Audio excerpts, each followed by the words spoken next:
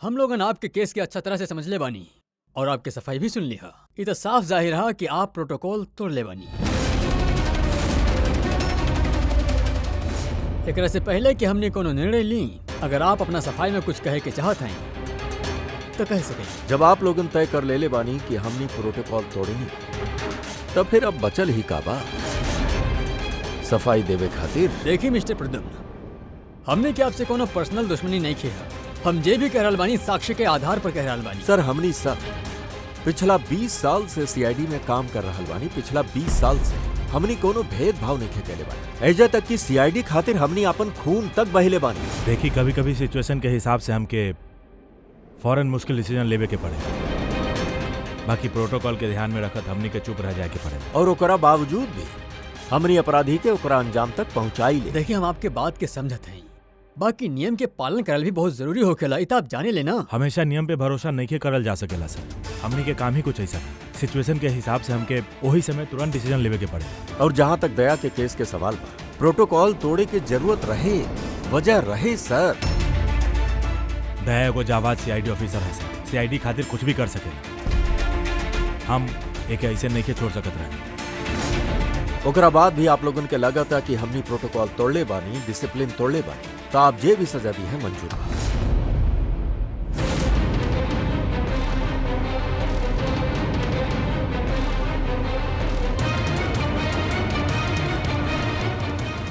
देखिए, हम लोग आपके बात से सहमत बानी, बाकी नियम तो आप तोड़ ले हैं और नियम तो फॉलो करे खातिर ही होखेले, और आप लोग कानून से ऊंचा नहीं खेले।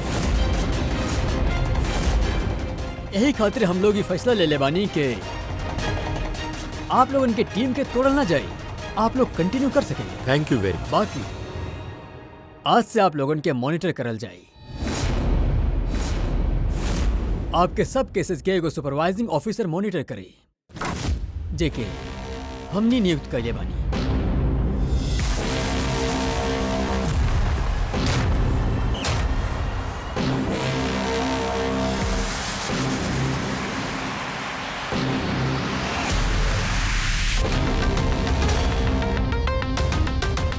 हेलो, हमार नाम शीतल है। आज से शीतल ही आपके मॉनिटर करी। मॉनिटर करी है मतलब ई बा कि आपके केसेस के जे भी एक्टिविटी होगी, आज से शीतल हमके बताई, और आपके केसेस के सारा जानकारी रखे के पूरा अधिकार है शीतल के पास। आप लोग उनकी टीम आगे रही या ना रही, ये भी हम शीतल जी की रिपोर्ट अला के बाद ही निर्णय लिया। देखिए, आज तक आप लोगों जे भी चाहे ले वो कैले, बाकी अब सिचुएशन बदल चुकल है। अब से आपके अपना हर केस में शीतल के इन्वॉल्व करे के पड़ी।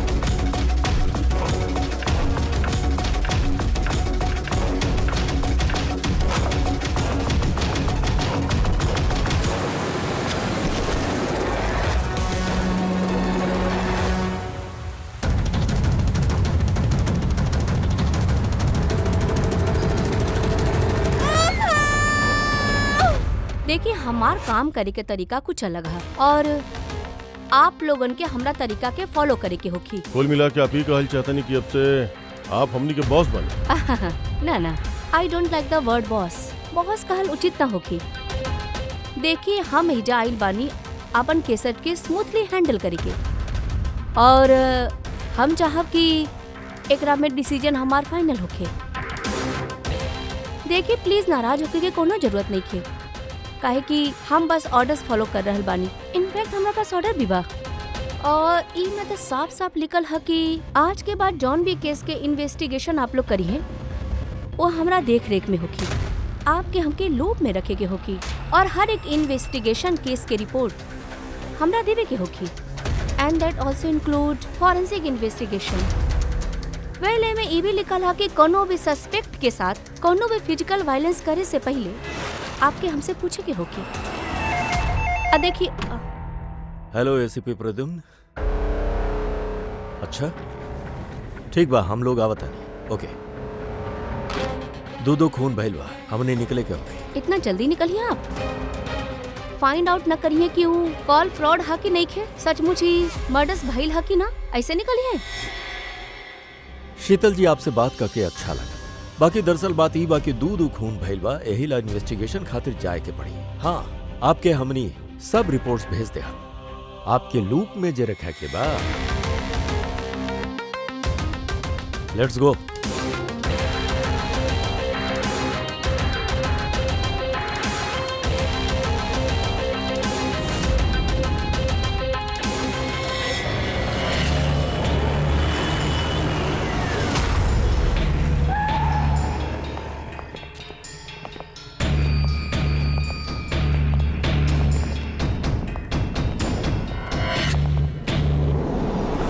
कहाँ भइल बा खून? पता ना। पता नहीं है। क्या मतलब? आप लोग फोन करके बोलो रहनी कि खून भइल बा यहाँ पे। दो खून भइल बा, ऐसे हम आप लोगन के बुलाईनी। दो खून भइल बा, बाकी खून भइल कहाँ? लाश कहाँ बा? पता ना सर, हम खाली सुननी। का सुन लो तो? ठीक है, चिल्लावे की आवाज ना, हम सब कुछ सुननी देख ली भी, बाकी हम वजह रहनी ही ना। सरी कोनो बुरा सपना देख ले बड़ी और ए तरह के बात कर रहा बड़ी ना। मैडम सपना नहीं खे, हम खून होकर देखनी है, कब कहाँ कैसे ही नहीं खे पता, कह के वो वजह रहनी ही ना। जब आप वहाँ पे रहबे ना कनी तो आप ही खून होकर कैसे देख लेनी? ई ट्यून से।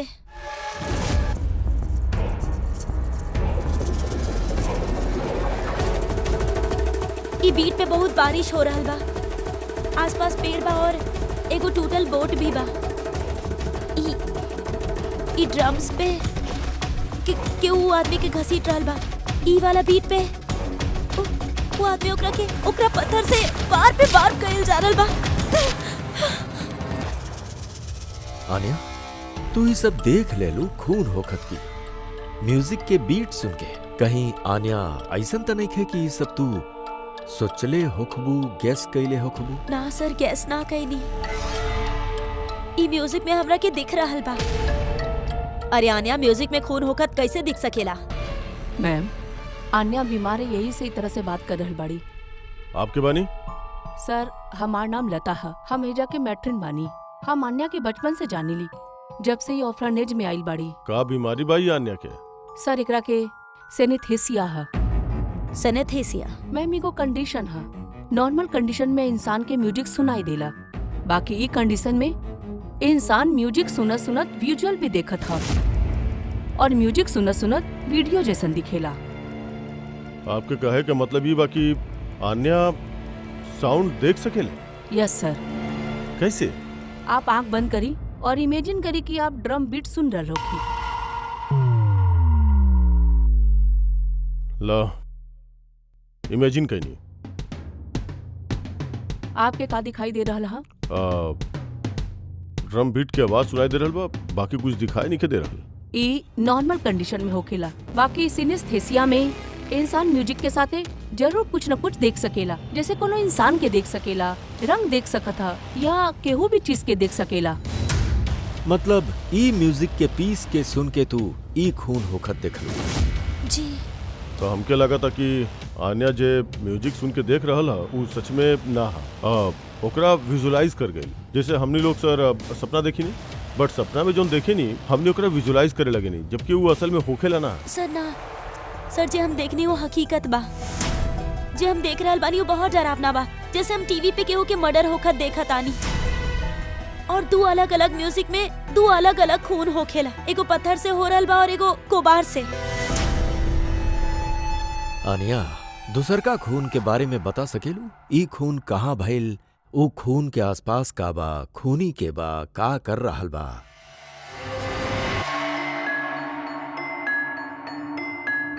आसपास पहाड़ी बा, एक आदमी नीचे गिरल बा, अपना आप के बचावे की कोशिश कर रहल बा। सर वो आ गइल सर। वो ओकरा के मार रहल बा क्रोपाल से। सर लगातार मारत जा रहल बा। बस चेहरा नहीं खे देख लो खूनी के। ठीक बा, हमनी केस के तहकीकात करब। सर हम ऐसन केस के बारे में तो ना सुनली। बट पूर्वी जे तरह से इतना सारा डिटेल ई बच्ची हमनी के सब बतैले बाड़ी त शक त होखा था कि कहीं सब सच त नहीं के। सर हमके कुछ याद आ रहा बा, जैसे ही लड़की बतौलस ऐसा हम कहीं पे पढ़ले रहनी सर। कहीं पे पत्थर से खून भइल बा। तब फिर एगो काम करा दे, क्राइम ब्रांच से पता लगावा कि ऐसा 2 केसेस भइल बा का। ओके सर जैसन कि आप बतैले ठीक वैसन ही केस 2 महीना पहले पुणे में भइल रहे, जे के पत्थर से कुचल के मार दिल गइल रहे। और सर क्रोबार से मर्डर पनवेल में भइल रहे, ठीक है 6 महीना पहले। तो ओकर फाइल्स लाइल बड़ा तू लोगन। यस सर, ई पुणे वाला केस की फाइल और ये पनवेल वाला केस की फाइल। पनवेल ठीक बा, थैंक यू वेरी मच। जा सकत बड़ा तू लोग। जी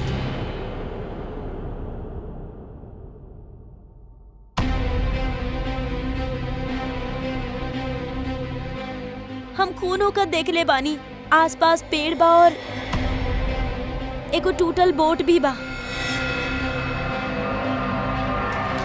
जौन विजुअल देख रहे ठीक वैसा ही बा सर। ई फोटो भी मतलब जे आन्या बतैली वो सब सच बा। कमाल है सर, ये दोनों हादसा के बारे में आन्या म्यूजिक सुन के आज विजुअलाइज कैलस। बाकी हादसा तब 6 महीने पहले और ये दूसरका तब 2 महीना पहले हो चुका ला। ये कैसे हो सकेला? जे लड़की क्राइम सीन पर रहे नइखे, वो ये सब विजुअलाइज कैसे कैलस? सिनेस्थेसिया की वजह से। हम ना मानिनी। और बाय द वे ये सिनेस्थेसिया बा का?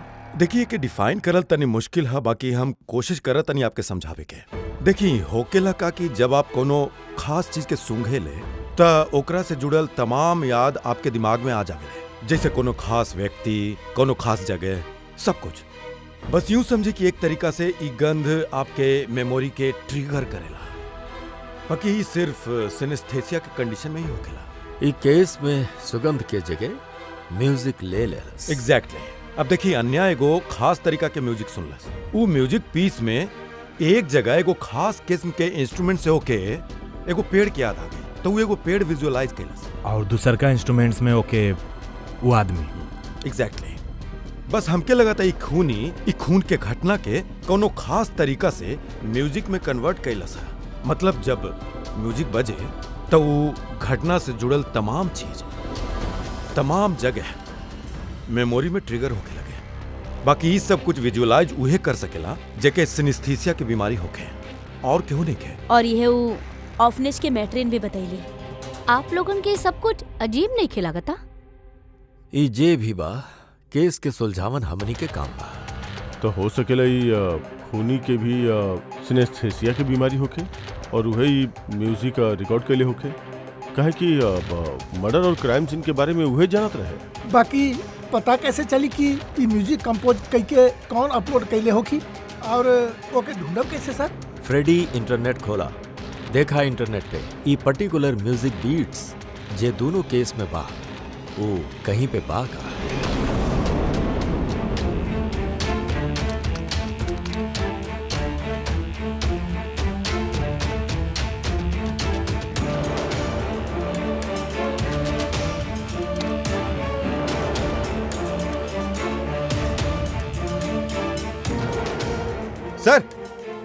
सर मिल गई सर। दोनों ट्यून एक ही गाना के हिस्सा है सर, और ये गाना इंडी ग्रुप के बनावल है। ली आवा इंडी रॉक बैंड वालन के एजा।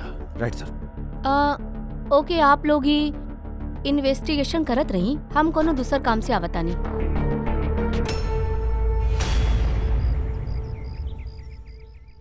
आन्या, हमार नाम शीतल है।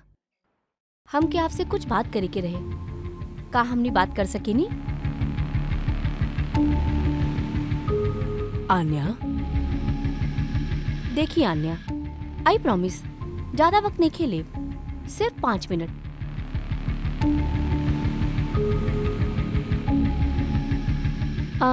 ये कुछ बोलत काहे नहीं की? मैमू बहुते डरल बिया। वो एक्सीडेंट ओकरा दिमाग पे बहुते असर छोड़ले हा। ओके नॉर्मल होके में तनिक वक्त चाहिए। ओके। हमके आन्या के बारे में एजा के लोगन से कुछ बात करके हा पॉसिबल हा? या प्लीज। म्यूजिक ट्यून से खून ये कैसे पॉसिबल है सर? पॉसिबल बा। सिनेस्थीसिया के एगो मरीज तोहरा म्यूजिक के बीट्स के सुन के एगो खून होखत विजुअलाइज के ले बा। समझला? तोहरा ई म्यूजिक के बीट्स में एगो खून के राज छिपल बा। और हमारे हिसाब से खूनी हुए है जे ई ट्यून बनौले बा। हम लोग खून ना कैले बानी और हकीकत यह है कि ई ट्यून हम लोग कंपोज ही ना कैले बानी। ई ट्यून हम लोग फ्री साइट से डाउनलोड कर ले रही। कौन सा साइट से डाउनलोड केला देखा बा? देखिए सर, ये देखिए सर ये ट्यून हमनी के पसंद रहल, एक खातिर हमनी डाउनलोड करके गाना में डाल लेनी सर। के अपलोड कैले ई ट्यून ई साइट पे? सही गुमनाम बा, एनोनिमस। एनोनिमस। हमके ई एनोनिमस के ढूंढे के बा। मैम ही हमनी के स्टाफ हा। यह पूजा, यह रमेश, ई आरती है। वैसे तो एनजीओ में काम करेली, बाकी अक्सर हमने के ऑर्फनेज में आवत रहेली। आपसे कुछ बात करे के रहे एक्चुअली आन्या के बारे में। का आप लोग हमके आन्या के बारे में कुछ बता सकेनी? जैसे कि वो कहाँ से आइल बिया, कब आइल बिया और ओवरऑल ऑर्फनेज में आन्या के बर्ताव कैसन बा? आन्या बड़ी ही अजीब लड़की बिया, हमेशा डिस्टर्ब रहेली। वो एजा कब आइल? बचपन से ही, लेकिन ओकरा अलग अलग 2 बार लोग अडॉप्ट कैले बड़े। बाकी पता ना काहे कुछ दिन रखला के बाद ओके वापस यहाँ पे आके छोड़ दी। काहे? कोनो वजह? ओकरा बुरा बर्ताव की वजह से, ओकरा वक्त बेवक्त झगड़ा करे की वजह से, बात बात में वायलेंट हो जाते रहे। मैम ये ओकरा आदत बचपन से ही रहे। का बकवास कर रहल बाड़ा तू? आन्या ऐसा नहीं की मैडम, ये सब गलत बोल रहल बा। मैम सचो हम अक्सर यहाँ आवत आनी, हम कबो भी आन्या के ऐसा बिहेव करत ना देख ले बानी। ये सब गलत बोला था। तो फिर सही बात कहा? सच तो ई बा मैडम, आन्या के बचपन बहुत ही मुश्किल में बीतल बा। हाँ, ये सब चीजन की वजह से कबो कबो ऐसा बर्ताव कर देवेली। अजीब बर्ताव नहीं के मैम, यूँ समझली कि अगर अन्य के केहू क्रॉस कई देलस तो ओकरा साथ दुर्घटना भइल तय हा। अभी पिछला महीना ऑर्फनेज के बच्चन के साथ का भइल, याद नहीं किया का बकवास करत बाड़ा? का भइल बतावा? मैम पिछला महीना एगो बच्चा के फूड पॉइजनिंग हो गई रहे और वही दिन ओकर झगड़ा अन्य के साथ भइल रहल। अच्छा तो तोहार कहे के मतलब बा कि आन्या कैले बाड़ी? हाँ। सोच समझ के बात कर रमेश, बहुते गंभीर आरोप लगा रहल बड़ा तू आन्या पे। मैं ट्रेन आन्या के ऑर्फनेज से 2 फैमिलीज एडॉप्ट कैलस, बाकी ओकरा वापस कर दिले। एकरा पीछे कोनो तो वजह होखी, शायद आन्या में ही कोनो खामी होखे, कोनो गलती होखे। I don't agree. Anyway, Anya के बारे में ऐसा कोनो फाइल है जेकरा में ओकर सारा डिटेल्स होके? का हम ओकरा देख सकेनी? या श्योर।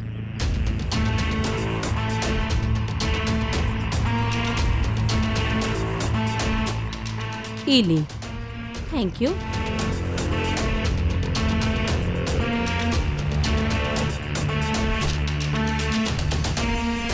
अब थैंक यू मैट्रिक। बाकी हमके अभी वक्त निकले के होगी, का हम आपके ये फाइल तनी देर में वापस कर सकेनी? जी।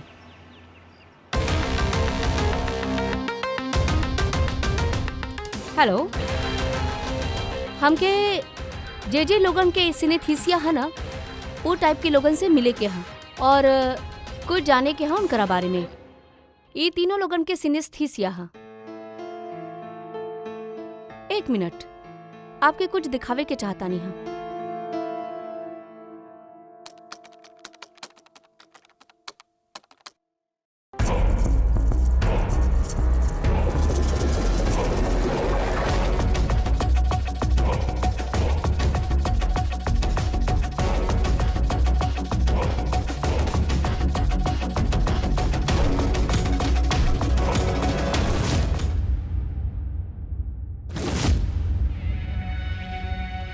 अब आप बताइए, आप ही धुन के सुन के का विजुअलाइज कईनी?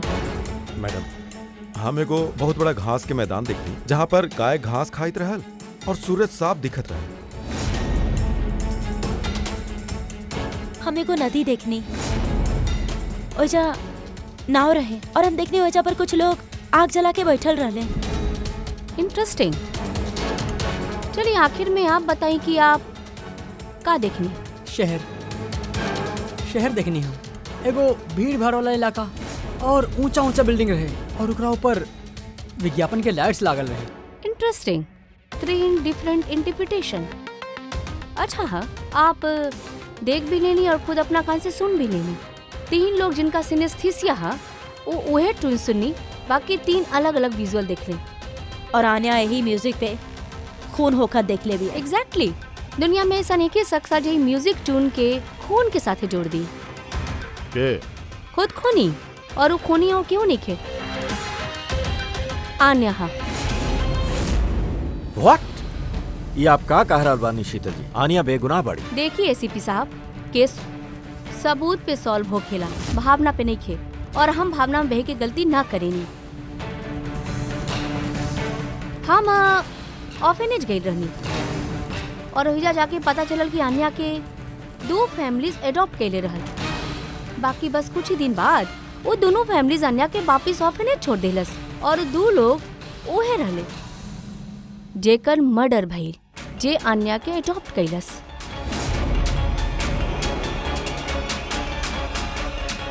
हम आन्या के अरेस्ट कर लेले मानी और ओके बाद अदालत में पेश करे के तैयारी कर देले बानी। बिना हमनी के बताए, बिना हमसे पूछे आप आनिया के अरेस्ट कैसे कहीं? I don't need your permission ACP साहब। आपके बतावे की जरूरत भी नहीं है। वो खूनी है और ओके सजा जरूर मिली। आप वो क्राइम सीन के फोटोज और पोस्टमार्टम रिपोर्ट देखनी? ऑफ कोर्स देख ली। हाँ तो शायद ठीक से नहीं के देख लिया ना, तो एगो बेगुनाह के ऐसे अरेस्ट ना कर। खूनी बहुते ताकत लगैले है खून करे। एगो 15 साल के बच्ची इतना बेरहमी से 2 लोगन के खून नहीं कर सका। आप लोग लड़की के बचावे की कोशिश कर रहे हैं। शीतल जी, आनिया बेगुनाह बड़ी और हम कोनो भी बेगुनाह के सजा नहीं खीदे। आन्या खूनी है और ओके सजा मिली और हम ओकरा अरेस्ट कर लिए मानी। ये हमार डिसीजन है और ये फाइनल डिसीजन है। आप लोग बस वक्त बर्बाद करते रहनी।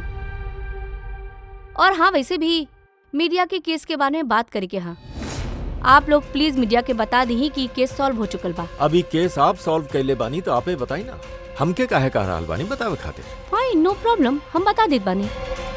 बाकी आप एके हमार चेतावनी समझ ली या फिर उम्मीद करतानी कि आगे से आप हमार सारा बात मनी है।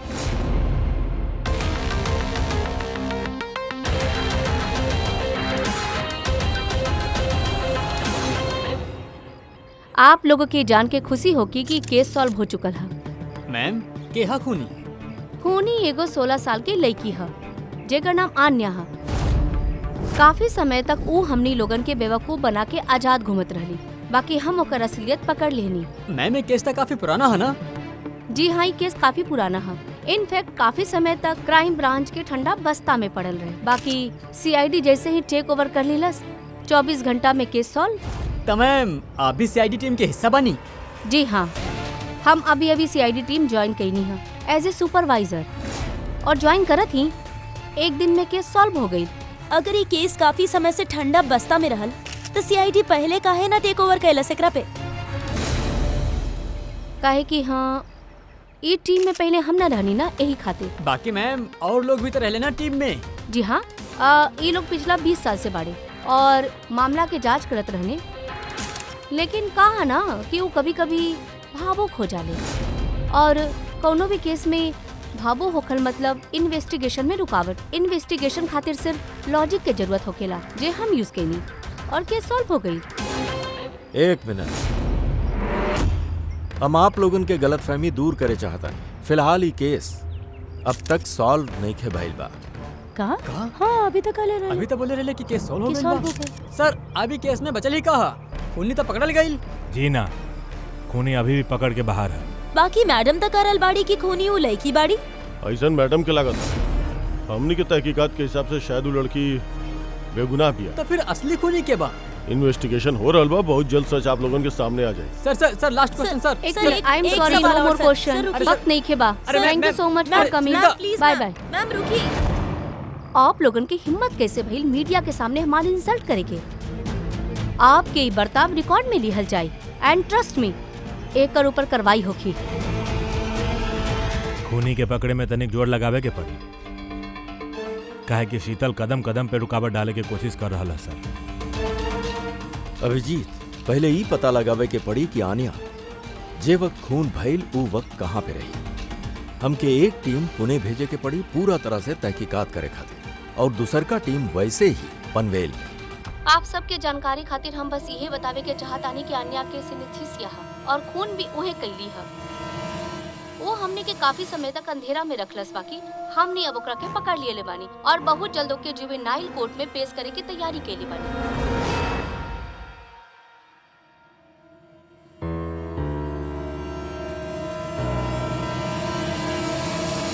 देखिए 23 फरवरी के शाम के 4 और 7 बजे के बीच आनिया कहाँ पे रही?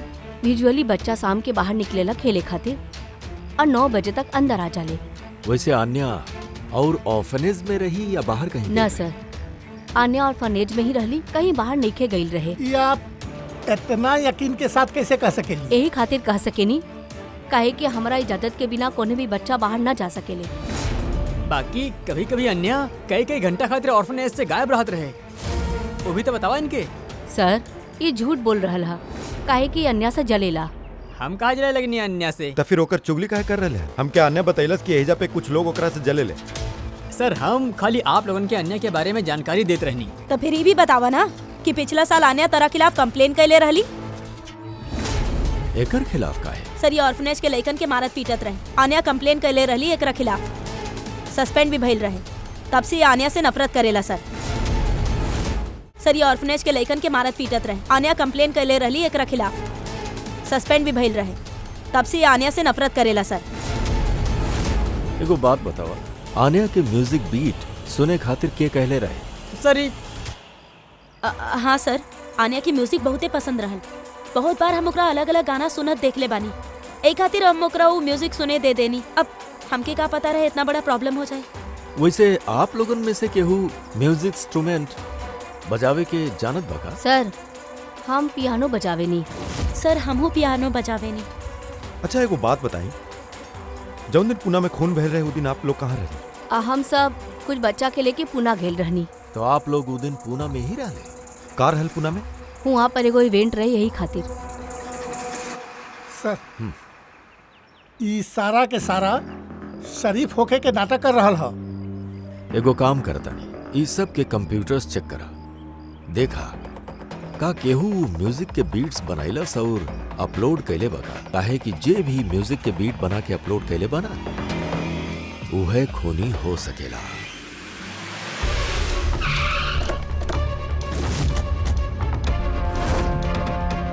ये लड़की ये एजा पर 2 महीना पहले आयल रहली। हाँ मैम, ई 2 महीना पहले एगो एनजीओ इवेंट के ऑर्गेनाइज करायल गयल रहे, तो उहे इवेंट में डांस करे आयल रहली। ई बहुते अच्छा डांस करे रहली sir, she is a very talented girl. और वही दिन यहाँ आसपास एगो खून भी भइल रहे। खून तो भइल रहे सर, बाकी जौन जगह पे खून भइल रहे वो यहाँ से लगभग 1 घंटा की दूरी पे है। और ये इवेंट उ दिन कितना बजे शुरू भइल रहे? 5 बजे शुरू भइल रहे और रात करीब 8 बजे खत्म हो गए रहे। अच्छा आप लोग की याद बा ई लड़की पूरा समय इवेंट पे रहे या कुछ समय खातिर गायब भी भइल रहे? ये लड़की 6 बजे स्टेज पे आयल रहे और इवेंट खत्म भइला तक स्टेज पे ही रहे। सर मेडिकल रिपोर्ट के हिसाब से खून 3 से 6 के बीच में भइल बा। ये देखा, ये वह जगह बा जहाँ पे खून भइल रहे और ये जगह पे इवेंट रहे। यहाँ से यहाँ पहुँचे में कम से कम 1 घंटा लागी। सर हो सकेला आन्या दोपहर के ही निकल गए होके खून कई के, फिर वो इवेंट ज्वाइन कैले होके।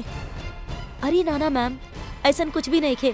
एक्चुअली इवेंट शुरू होखला से पहले आफ्टरनून में रिहर्सल रहे और वो लड़की ओइजा 4 बजे तक रहे। एक बाद 5 बजे से बैक स्टेज पर सारा स्टूडेंट इकट्ठा होकर शुरू हो गए। 4 बजे रिहर्सल पे रहे हो? जी। 5 बजे बैक स्टेज? यस सर। जैसन कि आप कहनी कि 6 बजे उस स्टेज पे रहे। अगर ऐसा बता अन्य खून कैसे कर सकेला? हाँ सर। और अगर खून अन्य नहीं कैले है तो फिर खून कैलस के? सारा रिपोर्ट्स और एविडेंसेस के स्टडी कैला के बाद हमके लगा था कि अन्य निर्दोष बिया। आपके कौन ऑब्जेक्शन बा? No your honour. बाकी सारी पुणे मर्डर केस के एविडेंस और रिपोर्ट्स है। पनवेल मर्डर केस में निर्दोष करे खातिर कोनो एविडेंस और कोनो रिपोर्ट्स नहीं थे। ऐसा हो सकेला कि अन्या ऑर्फनेज से बाहर निकल गई होगी और मर्डर कैलस और ऊपर वापस चल गई। It can be possible, right sir? आपके पास अगर कोनो सबूत हाँ तो प्लीज पेश, जिससे ये साबित हो सके कि जब खून भइल तब अन्या पनवेल में रहे। देखी एविडेंसेस और विटनेस के अभाव में ये केस डिसमिस करल जा रहा। अन्या के पुलिस छोड़ दी।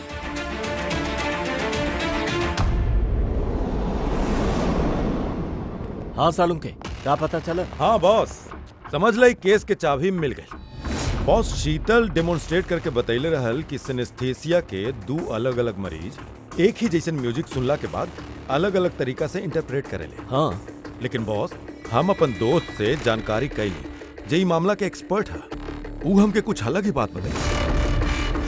नया बात का पता चलल सर? ऐसन 2 मरीज जे सिनेस्थीसिया के ही पेशेंट है, एक जैसन म्यूजिक सुनला के बाद भी एक जैसन रिएक्ट करे। ये हो कैसे सकेला सर? हो सकेला पूर्वी, अगर 2 मरीजन के बीच में खून के रिश्ता होखे तो ही हो सकेला। बॉस शीतल जे बतैलस वो भी सही रहल, बाकी पूरा तरीका से सच नहीं खेरा। कुछ रेयर केसेज में ऐसन भी होखेला जैसन हमार दोस्त बतैलस। हाँ, बाकी दोनों मरीज एक ही परिवार के होखे ता चाचा ताऊ या भाई भी हो सकेले सर? ना ना, इमीडिएट फैमिली मेंबर ही होके के चाहिए, जैसे माँ बाप, भाई बहन। वो का है? ऐसा नहीं खातिर फ्रेडी, काहे कि ई एगो जेनेटिक बीमारी है। बॉस, हम मेडिकल जर्नल में से कुछ आर्टिकल्स निकालनी है, आई आपके दिखा बताइए। और भी केहू हो सकेला जे आनिया जैसन ऊ दोनों ट्यून्स के ऊपर वैसन ही विजुअल देखेला जैसन आनिया देखेली। हम आप लोगन के कैसे शुक्रिया अदा करी? आप लोग हमके जेल जाए से बचा लेनी। हमने सिर्फ ये कहनी जे हमनी के ड्यूटी पर गुनहगारन के सलाखन के पीछे और बेगुनाहन के आजादी। बाकी गुनाहगार बा के तोहार कौनो रिश्तेदार, हमार फैमिली मेंबर। हाँ न, काहे कि जौन तरह के विजुअल्स तोहरा के आ रहल बा उ तरह के विजुअल्स ओकरे आ सकेला जेकर साथे तोहार खून के रिश्ता होखे और उहे ही ई तरह के म्यूजिक बनाना। बाकी सर, हमार फैमिली मेंबर कैसे हो सकेला? हम तो अनाथ बानी ना। बाकी हो जेकरा तू नहीं खो जानत, हम जाने भी ना चाहे नी। बचपन से हमार सपना रहे कि हमार परिवार वाला आई है और हमके अपना के लेके जाइए। हमने खुशी खुशी साथ रहा और आप लोग बोलतानी की उ कोनो खूनी बा। हम तोरा के बस वही बतावे तानी जे हकीकत है। सर ई अन्या के नाम के पैकेज आयल है, दरवाजे के बाहर रखल रहे।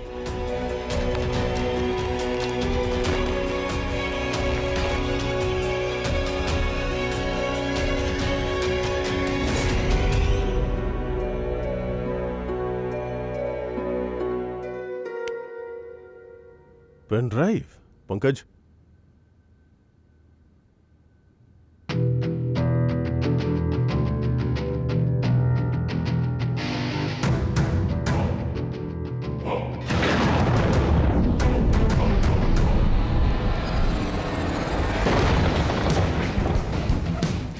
हमरा के घर दिखाई दे रहल बा, बहुत ही बिजली कड़क रहल बा। कोनो औरत घर के अंदर भाग रहल बाड़ी और एगो झूला भी बा ओइजा।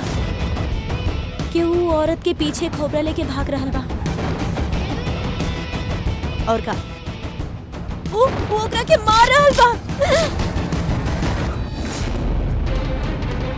कौन औरत के मार रहल है? पता ना। और एकरा पे तो एगो नोट भी बा। आन्या, ई तोहार फ्यूचर बा। एमे जे भइल बा ठीक तोहरा साथ वैसने होखी और ओके केहू ना रोक सकेला। ई म्यूजिक के हिसाब से जो अनन्या देखलस, केहू औरत के मारे वाला बा और एक घर बा, घर के सामने बिजली कड़क रहल बिया और झूला बा। और सर, खूनी खून क्रोबा के साथ केला सर। अभी तक हमरा के लागत रहे खूनी पहले खून करेला और फिर म्यूजिक बनावेला। बाकी ऐसा तो उल्टा बा, पहले खूनी मर्डर प्लान करेला, फिर म्यूजिक बनावेला और फिर म्यूजिक के हिसाब से खून करेला। हमरा के मरे के नहीं के, प्लीज हमरा के बचा ली। अन्या घबरा मत, तोरा कुछ ना होगी, हम लोग बानी तोरा साथे। सबसे पहले वो खूनी के ढूंढे के पड़ी कोनो भी हाल में। अगर खूनी अन्या के परिवार वालन में से केहू हो तो ओके ढूंढब कैसे? ढूंढे खातिर हमने के पता करे के होगी कि 16 साल पहले अन्या के ऑर्फनेज में लेके क्या आयल रहे? शायद ओकरा पता होखे अन्या के परिवार के बारे में। आपके कुछ याद बा के रहे उ जे अन्या के एजा छोड़ के गइल रहे? ना याद त नइखे। 16 साल पहले कोनो ओकरा बाहर छोड़ के चल गइल रहे।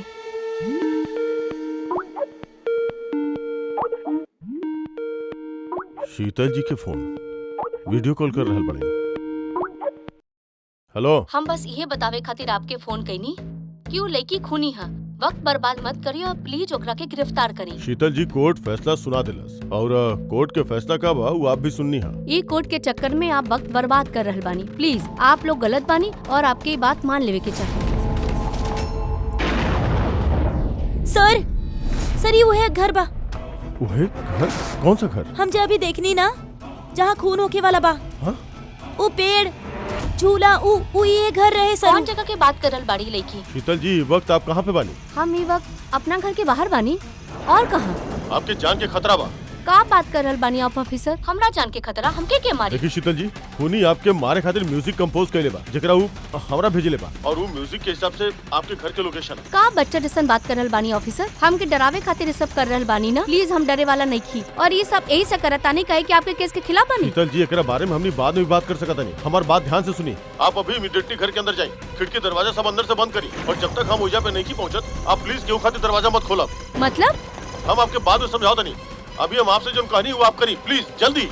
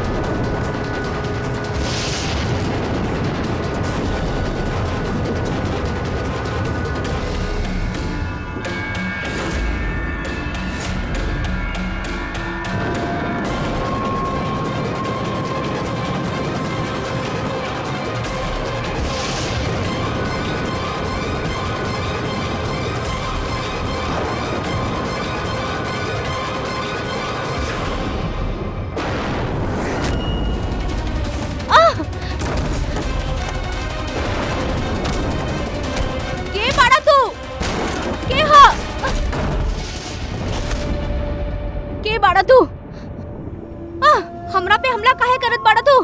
तू जानत नहीं कि केकर नतीजा का होगी। आई में कॉप, तू कानून से नहीं के भाग सका था। रुक रुक। शीतल जी अब ठीक बनी? हाँ आई am okay officer.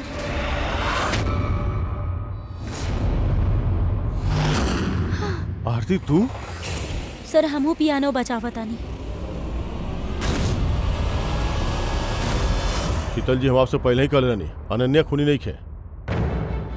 I am sorry officer, हम क्या आप लोगों के बात समझे के चाहत रहे। हम अपना तरीका से इन्वेस्टिगेशन करत रहनी और आप अपना तरीका से।